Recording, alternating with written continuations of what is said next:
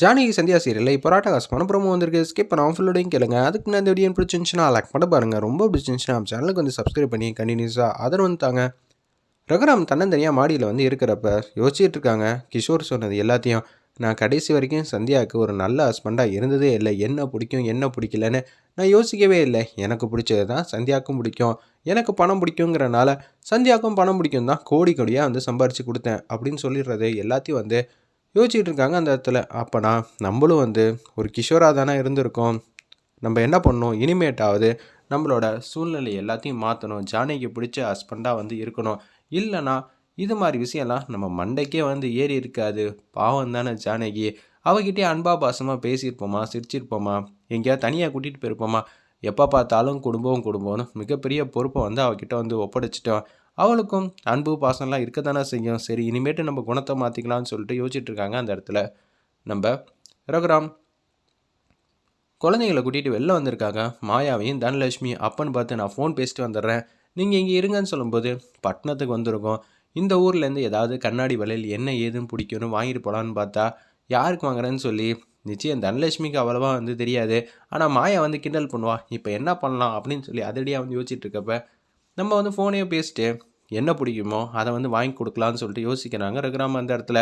ஓ மேடம்க்கு தான் கால் பண்ணுறீங்களா, சரி சரி, முதல்ல உங்கள் காதலை வந்து வெளிப்படுத்துறீங்க, அதுவும் ரைட்டு தான் விடுங்க அப்படின்னு சொல்லி இது எல்லாத்தையும் வந்து ஒட்டி கேட்டுக்கிட்டு இருக்காங்க நம்ம மாயா அந்த இடத்துல. ரகுராமுக்கு வந்து தெரியாது.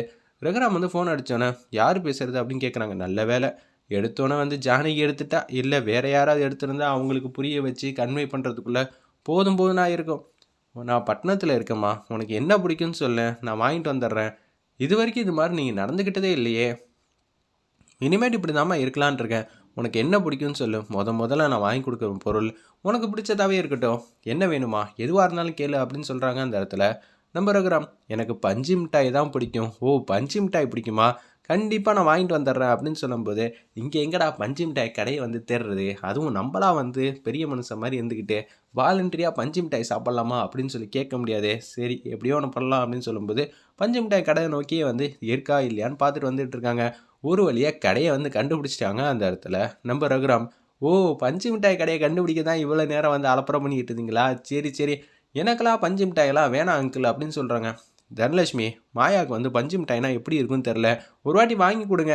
உங்கள் ஆசை மனைவிக்கு பஞ்சு மிட்டாய் வாங்கி தரதுக்கா எங்களுக்கு வேணுமான்னு சொல்லி கேட்குறீங்களா, ரைட்டு விடுங்க. இன்னமும் அங்கிள் உங்களுக்கு காதலிக்க தெரில போல இருக்கே, கற்றுக் கொடுக்கணும் போல இருக்கேங்கிற மாதிரி மாயா வந்து அதிரடியாக வந்து யோசிக்கிற மாதிரி காட்டுறாங்க அந்த இடத்துல. பஞ்சு மிட்டாய் 2 பேரும் சாப்பிட்டுட்டு இருக்காங்க.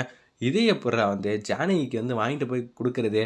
மாயா ஆல்ரெடி வந்து ஸ்மெல் பண்ணிட்டான்னு தான் நினைக்கிறேன். அவள் தான் புத்திசாலியாச்சே, இப்போ என்ன பண்ணுறது அப்படின்னு சொல்லும்போது தூக்குடா மிஷினை, தம்பி இந்த மிஷின் என்ன வேலைப்பா அப்படின்னு கேட்குறாங்க. ஏன்பா ஊரில் வந்து பஞ்சு மிட்டாய் கடை போட போகிறீங்களா, சேச்சே இல்லைம்மா, எல்லாருக்கும் வந்து பிடிச்ச மாதிரி பஞ்சு மிட்டாய் உனக்கு கூட விரும்பி பிடிக்கிறதில்ல, வீட்டில் வாங்கி வச்சுட்டோன்னா அப்பப்போ செஞ்சு சாப்பிட்டுக்கலாம்ல. ஓ அப்படியாப்பா, ரொம்பவே சூப்பர்ப்பா அப்படின்னு சொல்லிடுறாங்க அந்த இடத்துல.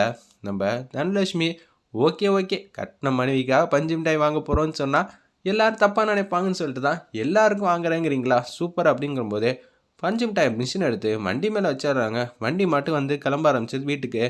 என்னங்க பஞ்சு மிட்டாய் வாங்கி தரலையா அப்படின்னு சொல்லும்போது என்ன ஜானகி பசங்களை வச்சுக்கிட்டு எப்படி என்னால் வாங்கி தர முடியும் அப்படின்னு சொல்லும்போது கீழே எல்லார் கையிலையும் பஞ்சு மிட்டாய் இருக்குது. ஓ ரகுராம் வந்து சர்ப்ரைஸ் பண்ணுறா அப்படின்னு சொல்லும்போது ரகுராம் அவங்க கையாலேயே வந்து பஞ்சு மிட்டாய் வந்து ரெடி பண்ணிகிட்டு இருக்காங்க. ரெடி பண்ணி இந்தா ஜானகி நீ கேட்டதை நான் வாங்கி கொடுத்துட்டேன், நான் எப்படி வாங்கி கொடுக்காம இருப்பேன்.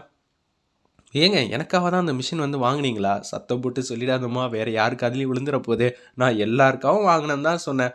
உனக்கு பிடிச்சதை பஞ்சு மிட்டாய் மிஷினே வாங்கி வச்சுட்டேன், உனக்கு எப்பப்பெல்லாம் தோணுதோ அப்போல்லாம் வாங்கி சாப்பிட்டுக்க, எந்த பிரச்சனையும் இல்லைங்கிற மாதிரி ரகுராம் வந்து அன்பா பாசமாக வந்து பேசுகிறாங்க.